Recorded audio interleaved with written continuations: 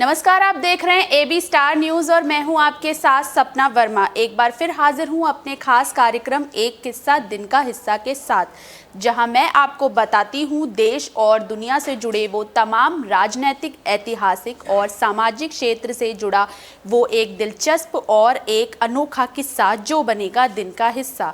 तो चलिए शुरुआत करते हैं हमारे पहले किस्से से। क्या आप जानते हैं कि आज संयुक्त राष्ट्र संघ की स्थापना का दिवस है? जी हाँ, संयुक्त राष्ट्र संघ का स्थापना दिवस, जिसकी शुरुआत साल 1948 को हुई थी।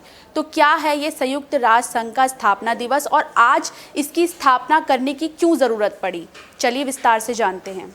आइए जानते हैं आज क्या है खास।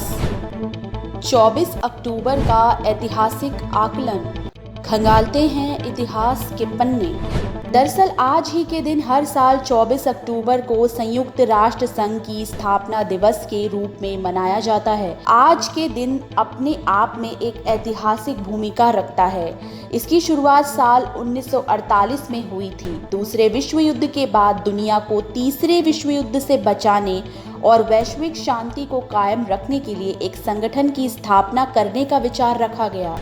इस दिशा में किए गए प्रयासों में संयुक्त राष्ट्र संघ की स्थापना की गई। संयुक्त राष्ट्र संघ घोषणा पत्र को तैयार किया गया और इसे 24 अक्टूबर 1945 को लागू किया गया और इसी दिन ये संगठन अस्तित्व में आया। चीन, फ्रांस, सोवियत संघ, यूनाइटेड किंगडम, संयुक्त राज्य अमेरिका और अधिकांश अन्य हस्ताक्षरकर्ताओं ने चार्टर को मंजूरी दी। आपकी जानकारी के लिए बता दें कि संयुक्त राष्ट्र नाम संयुक्त राज्य के राष्ट्रपति फ्रैंकलिन डी रूजवेल्ट ने दिया। चलिए बढ़ते हैं हमारे अगले किस्से की तरफ, जो स्वास्थ्य क्षेत्र से जुड़ा है। जी हाँ, स्वास्थ्य क्षेत्र से। आज विश्व पोलियो दिवस है। जी हाँ, विश्व पोलियो दिवस, जो कि हर साल आज ही के दिन मनाया जाता है। आखिर इसे मनाए जाने का क्या है मकसद और कैसे इसकी शुरुआत हुई? चलिए विस्तार से जानते हैं। विश्व पोलियो दिवस, जिसे वैश्विक स्तर पर हर साल आज ही के दिन मनाया जाता है, इसे मनाए जाने का मकसद पोलियो जैसी संक्रामक बीमारी के प्रति लोगों में जागरूकता पैदा करना है और इससे होने वाले खतरों से बच्चों की रोकथाम करना है। पोलियो एक ऐसी संक्रामक बीमारी है जो वायरस से पैदा होती है। वायरस एक ऐसा वायरस जिसका असर शरीर के अंगों पर पड़ता है और अपंगता या लकवा जैसी स्थिति को पैदा करता है। इस बीमारी को पोलियोमाइलाइटिस भी कहा जाता है। यह बीमारी बच्चों में अधिक होती है। इस बीमारी से आज भी कई देश जूझ रहे हैं, जबकि देश कुछ ऐसे हैं जो इसे हराने में कामयाब हुए हैं। भारत भी पोलियो मुक्त देश बन गया है। रोटरी इंटरनेशनल ने विश्व पोलियो दिवस मनाए जाने की शुरुआत की थी, जब रोटरी इंटरनेशनल ने पहली पोलियो टीका की खोज करने वाली टीम के सदस्य जोनास साल्क के जन्मदिन पर वर्ल्ड पोलियो डे की स्थापना की थी। जोनास साल्क का जन्म अक्टूबर महीने में हुआ था। इसके लिए विश्व पोलियो दिवस अक्टूबर महीने में मनाया जाता है। पहली पोलियो वैक्सीन की खोज साल 1955 में की गई थी। साल 1980 का वो दौर था जब पोलियो का कहर तेजी से देखने को मिला। 1 लाख से अधिक बच्चे पोलियो से संक्रमित हो चुके थे।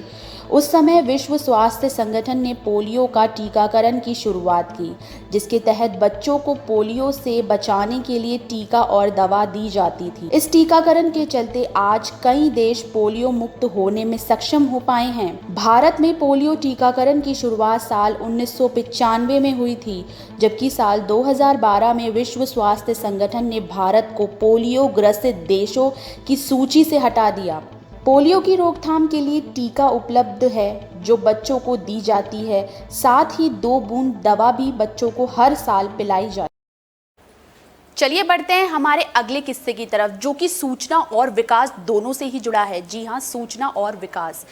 आज विश्व विकास सूचना दिवस है। जी हाँ, विश्व विकास सूचना दिवस, जिसकी शुरुआत आज ही के दिन हुई थी। इसमें संयुक्त राष्ट्र महासभा की एक बेहद ही अहम भूमिका देखी गई है। तो आखिर कैसे इसकी शुरुआत हुई और आखिर क्यों इसकी ज़रूरत आन पड़ी? चलिए एक नज़र डालते हैं। संयुक्त राष्ट्र की ओर से हर साल 24 अक्टूबर को विश्व विकास सूचना दिवस का आयोजन किया जाता है। साल 1972 में संयुक्त राष्ट्र महासभा ने विकास समस्याओं की ओर ध्यान लोगों का केंद्रित करने और इन्हें हल करने के लिए अंतर्राष्ट्रीय सहयोग को मजबूत करने के लिए विश्व विकास सूचना दिवस की स्थापना की थी। पहली बार यह 24 अक्टूबर साल 2016 को मनाया गया। अंतर्राष्ट्रीय सहयोग को मजबूत करने की आवश्यकता पर विश्व जनमत का ध्यान आकर्षित करने के लिए हर साल इसे मनाया जाता है। दरअसल इस दिन का मुख्य उद्देश्य सूचना का प्रसार करना है और विकास के लिए अंतर्राष्ट्रीय सहयोग के क्षेत्र में प्रयासों को बढ़ावा और विकास की समस्याओं के बारे में जागरूकता पैदा करना है।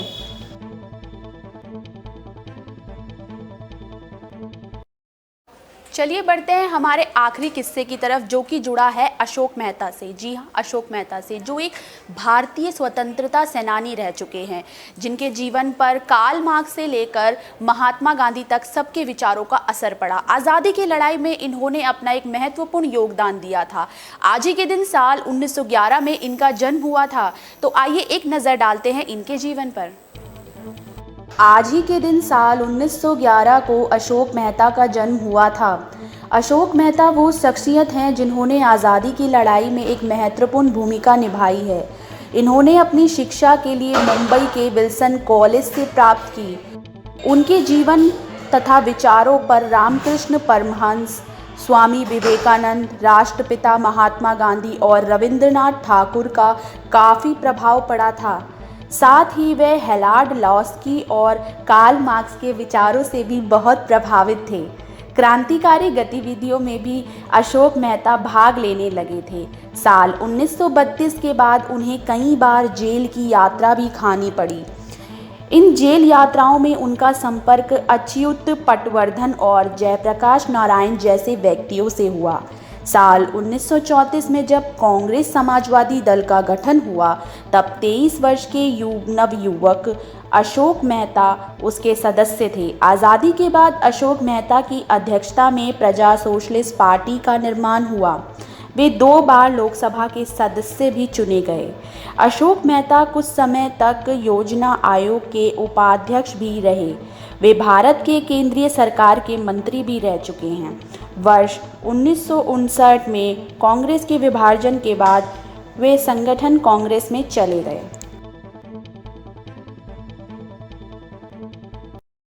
वक्त हो चला है आपसे विदा लेने का। हम फिर मिलेंगे किसी नए किस्से के साथ। तब तक के लिए देखते रहिए एक किस्सा दिन का हिस्सा। शुक्रिया।